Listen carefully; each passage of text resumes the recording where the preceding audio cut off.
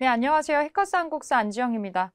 해커스 한국사 능력 검정 시험 기출문제 풀이 진행하고 있고 이번 회차부터 63회 기출문제 풀어보도록 하겠습니다. 네, 63회에 1번부터 16번까지 한번 문제 풀어보겠습니다. 1번, 밑줄근 이 시대의 생활 모습으로 오른 것은 여기 생활 모습 지금 언급이 되어 있는데 요거 보고 바로 무슨 시대인지 아실 것 같아요. 한 미군 병사가 경기도 연천의 정곡리에서 이거를 발견했다라고 나와 있는데 그렉 보웬이라고 하는 그 미군 병사가 찾아낸 유물이었죠. 이거는 주먹도끼입니다. 주먹도끼고 요거는 구석기 시대 대표적인 거니까 구석기 거 찾으면 되겠네요. 소를 이용해서 깊이갈이한다. 이것이 일반화된 거는 지증왕 때 우경을 실시하도록 했다라는 기록이 있어서 철기 시대로 넘어가야 됩니다. 아니죠. 빗살무늬 톡이 나오는 것 신석기, 지배층의 무덤으로 고인돌을 만드는 것 청동기, 거푸집을 사용해서 세형 동검을 만드는 거는 후기 청동기에서 초기 철기라고 하고 있지만 지금은 이제 철기라고 많이 해설을 하고 있습니다. 철기. 주로 동굴이나 강가의 막집에서 거주하는 것, 이게 대표적인 구석기의 특징이겠죠. 1번에 5번. 자, 2번. 밑줄근 이 나라에 대한 탐구 활동으로 가장 적절한 것은 이 나라가 어딘지 보겠습니다. 읍군, 삼노라는 지배자가 있었고 단군, 과하마, 반어피 이거 세 개 세트로 다니죠. 여기서도 이미 아실 텐데 책화라고 하는 이 풍습이 또 있었다. 여기 동예죠. 동. 자, 동예에 대한 걸로 가장 적절한 거 골라볼게요. 신성 지역인 소도가 있었다. 이거는 더 아래쪽에 있었던 삼한이 가지고 있는 특징이네요. 아니고 포상팔국의 난 진압 과정을 찾아본다. 이거를 물음표가 뜬 분들이 많았을 텐데 우리가 완전 처음 보는 거다. 대체로 이런 게 답일 경우는 거의 없죠. 이거는 그 삼한 중에서 변한에서 있었던 일이에요. 변한에서. 이런 걸 답안으로 선택하는 문제는 내지 않겠죠. 일단 그냥 상식적으로 체크만 해놓으시고요. 삼국유사에 실린 기말지 신화를 분석하려면 신라 얘기할 때 찾아봐야겠죠. 자, 4번 무천이라는 제천 행사가 있었던 게 동예의 특징입니다. 4번이 동예의 특징이고 마가, 우가, 저가, 구가 그 가축의 이름으로 사출도라고 하는 지역이 있었다는 거 요거 부여의 특징이죠. 4번으로 정답 찾을게요. 3번 보겠습니다. 가나 국가의 사회 모습에 대한 설명으로 옳은 것은 왕의 성은 부여씨고 왕을 어라하라고 한다. 에서 여기가 뭔지 벌써 나오는데 부여씨와 어라하, 이거는 백제네요. 백제라고 보시면 될 것 같고요. 나를 보겠습니다. 나. 60개의 주현이 있으며 큰 성에는 녹살 1인을 두는데 도덕과 비슷하다. 철역은지, 도사라고도 한다. 녹살, 철역은지 이런 거 나오면 고구려입니다. 고구려. 자, 옳은 거 골라보겠습니다. 가는 백제고 나는 고구려네요. 사회질서 유지하려고 범금팔조 두는 거 고조선이었죠. 거란도 일본도 주변 국가랑 교류하는 거 영주도 뭐 신라도 이런 것까지 있었던 거 발해고요. 태학과 경당을 두어서 인재를 양성하는 거 고구려의 특징이 많네요. 3번이 답이고 정사암이라는 데에서 국가 중대사 논의하는 거 이거 백제 특징이고요. 골품에 따라서 관등승질의 제한이 있었던 거는 신라에 대한 설명입니다. 정답 3번으로 고구려 연결해 주시면 되고 4번 다음 상황이 나타난 시기를 연표에서 옳게 고른 것은 당나라의 소정방이 지금 건너와서 신라와 함께 백제를 정벌하도록 한다. 지금 나당 연합군이 삼국 통일전쟁을 하는 그 시점인데 백제의 계백 장군이 황산벌에서 마지막 최후의 전투를 하고 있는 장면입니다. 이제 백제가 망할랑말랑 하고 있는 요 시점에 연표에서 찾는다면 대야성 전투가 나오는 거는 의자왕이 즉위하고 나서 얼마 안 있다 일어난 일이죠. 이 장군을 보내서 의자왕이 대야성을 비롯한 요런 여러 전투에서 대야성을 또 빼앗고 처음에 즉위했을 때 잘 나가던 시기의 얘기이고요. 사비성이 함락되면서 이제 백제가 망하게 되는 건데 초반에 의자왕이 즉위하는 시점과 이제 망하는 시점 사이에 요 삼국 통일 전쟁이 있었겠죠. 여기 나 시기를 찾아줄 수 있겠습니다. 2번으로 요거는 시기 문제가 엄청 촘촘하게 나와 있는 데는 아니어서 그래서 여러분들이 고르는 건 어렵지 않았을 것 같아요. 4번에 2번. 자, 5번 보겠습니다. 가 국가의 경제 상황으로 옳은 것은 일본 도다이사 쇼소인, 이고 여기 보니까 조세 수취와 노동력 동원에 활용할 목적으로 뭐를 지금 막 쓴 문서가 있다라고 나오고 있고요. 요 문서는 촌락의 인구, 토지, 그리고 나무의 숫자, 소, 말 이런 걸 3년마다 조사한 내용이 상세히 기재되어 있고 촌락문서라고 한답니다. 이걸 민정문서라고도 부르죠. 신라의 민정문서에 해당하는 건데 자, 신라의 경제 상황 고르면 되겠네요. 낙랑군가 외에 철을 수출하는 거는 가야 얘기죠. 그리고 이 변한 지역에 대한 설명이니까 아니고 집집마다 부경이라는 창고가 있었던 건 고구려네요. 활구라고 불리는 은병이 유통이 되었다. 고려입니다. 특산품으로 솔빈부의 말이 유명했다. 발해 얘기네요. 울산항과 당항성이 무역항으로 번성하였다. 신라의 대표적인 특징 5번으로 찾아주시면 되겠네요. 6번. 가에 들어갈 내용으로 가장 적절한 것은 새로운 시대를 바라다 육도품 출신의 학자이고요. 빈곤과에 급제했고 격황소설을 썼고 나중에 해인사에서 은거한 사람 최치원입니다. 자, 최치원에 대한 걸로 적절한 거 골라보겠습니다. 화왕계를 지어서 국왕에게 조언한 사람은 이 원효의 아들인 설총이죠. 설총. 외교문서인 청방인문표를 작성하는 것은 강수라는 사람이 있습니다. 강수. 진성 여왕에게 시무책 10조를 바쳤는데 잘 안 됐죠. 이걸 바치긴 했어요. 3번이 대표적으로 이제 정답으로 체크할 수 있는 부분이고 청해진을 중심으로 해상무역을 전개하는 거는 유명한 장보고가 있을 거고 인도와 중앙아시아를 순례하고 왕허천축 국조를 남기는 거는 이 승려였던 해초가 하는 거죠. 정답 3번으로 찾아주시면 됩니다. 7번 밑줄 그은 왕의 업적으로 오른 것은 담당 관청의 명에서 월성의 동쪽에 이 뭔가 이거 경주 지역을 떠올릴 수 있겠죠. 황룡이 나타났다. 왕이 이것을 기이하게 여기고는 사찰을 짓고 황룡이라는 이름을 내려주었다. 그러면 황룡사라는 사찰이 되겠네요.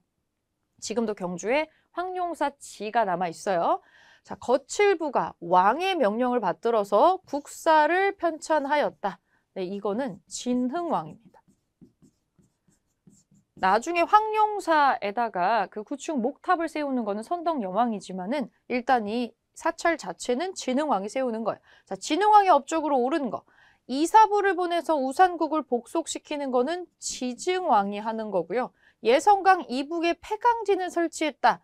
이것도 멘붕에 알 수 있는데 이런 선지로 종종 나오긴 합니다. 이거는 선덕왕이에요. 선덕여왕 아니고 선덕왕이 하는 거고 관료전을 지급하고 노급을 폐지해서 왕권을 강화한 사람은 통일신라의 신문왕이 되겠고 국가적인 조직으로 화랑도를 개편하는 게 진흥왕의 업적이죠.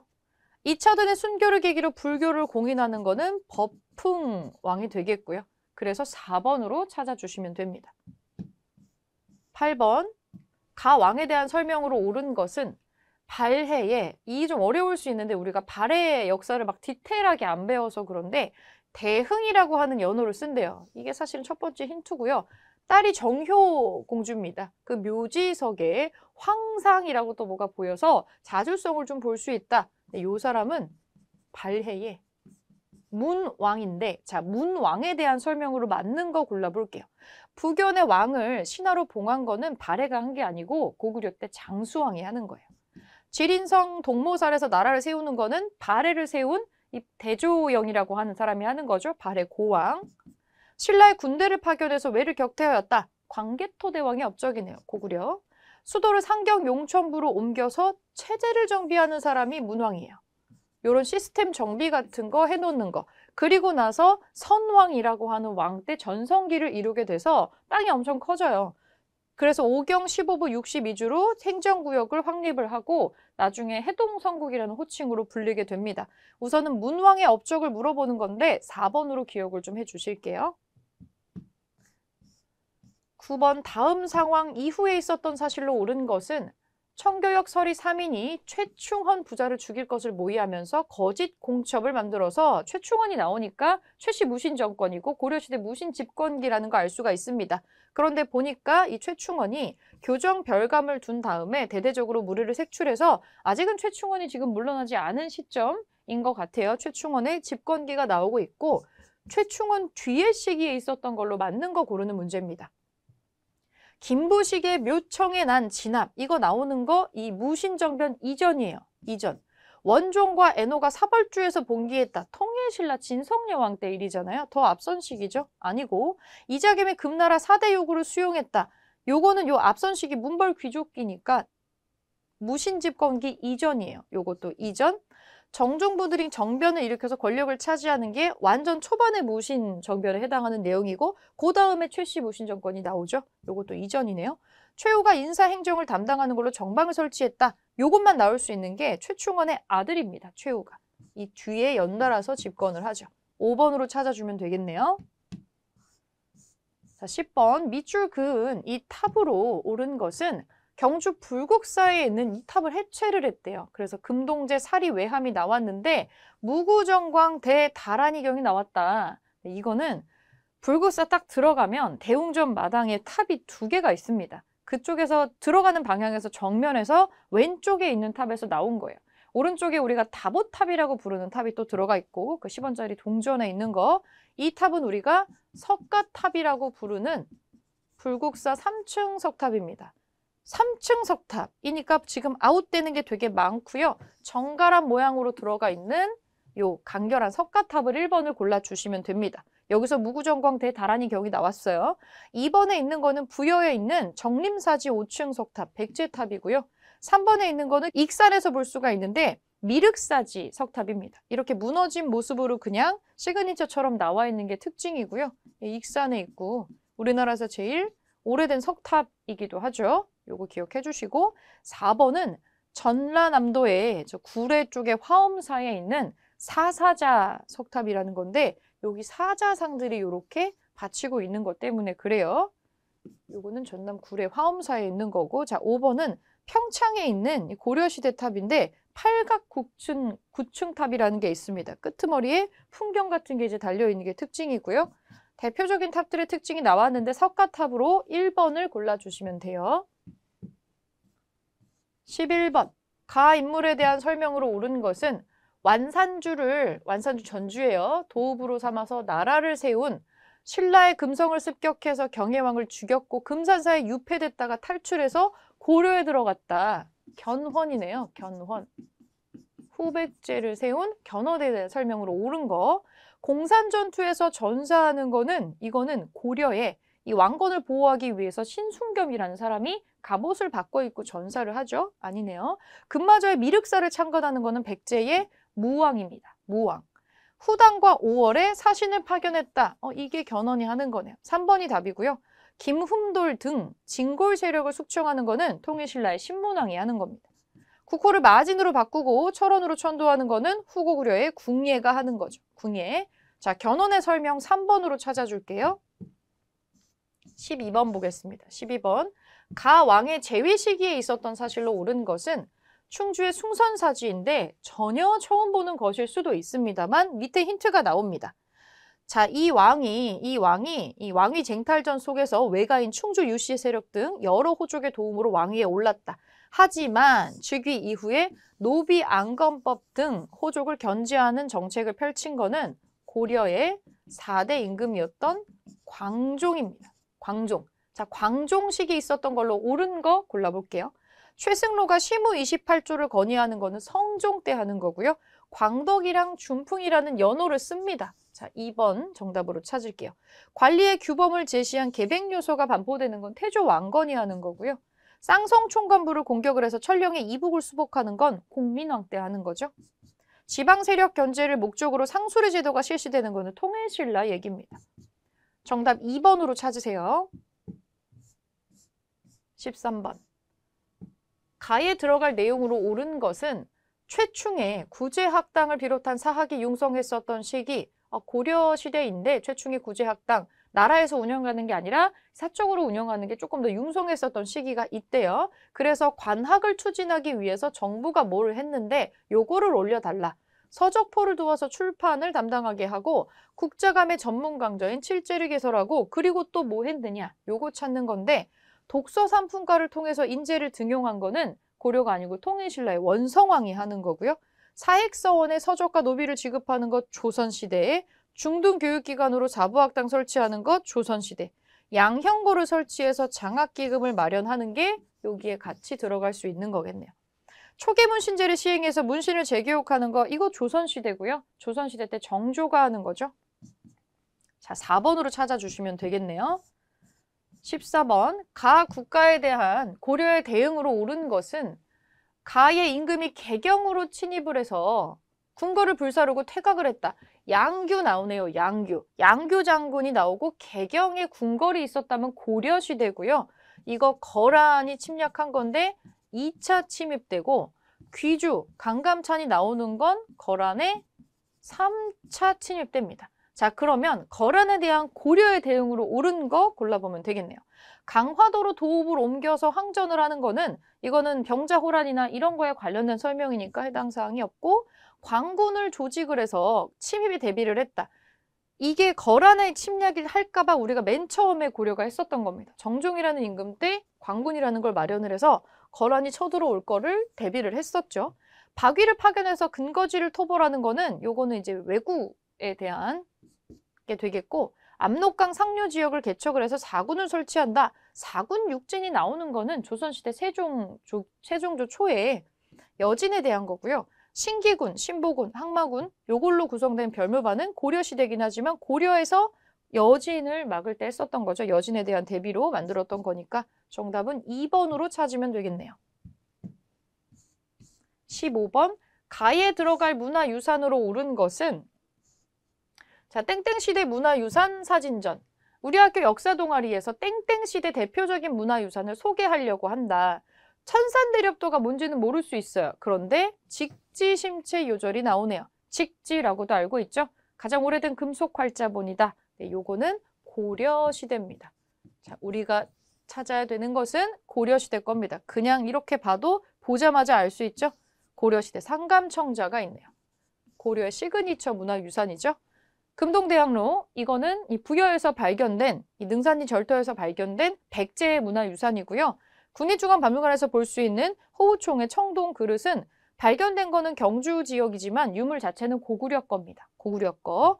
여기 4번에 있는 거는 이불병좌상이라고 하는 건데 발해 거고 인왕제색도는 조선시대잖아요. 정선이 그린 거. 그래서 고려 걸로 3번 찾아주시면 됩니다. 자, 16번 볼게요. 가 인물에 대한 설명으로 옳은 것은 불교계 개혁의 앞장선 땡땡. 그는 어떤 인물인가요? 8세의 승려가 되어서 25세의 승과에 급제하였습니다. 이거 이렇게 돼서는 잘 모르겠죠? 그런데 불일 보조국사가 지금 나오고 있고 고려시대고요. 순천의 송광사에서 결사운동을 펼쳤다. 우리는 여기에서 이 사람이 진울이라는 걸 알 수가 있습니다. 진울. 자, 보조국사 진울에 대한 설명인데 맞는 거 골라볼게요. 참선을 강조하고 도노 점수를 주장하였다. 맞는 얘기네요. 1번이 바로 나와버리네. 불교 교단 통합을 위해서 해동 천태종을 개창하는 사람은 의천입니다. 대각국사 의천. 선문 염송집을 편찬하고 유불일치서를 제창하였다. 이거는 해심이라는 사람인데 진울의 제자인 해심이고요. 승려들의 전기를 정리해서 해동 고승전을 편찬하는 거는 각훈이라는 사람이 하는 겁니다. 보현시번가를 지어서 불교 교리를 대중에게 전파하였다. 이거는 균여라는 승려가 하는 겁니다. 그래서 지금 진울에 해당하는 설명으로 1번을 찾아주시면 되겠습니다.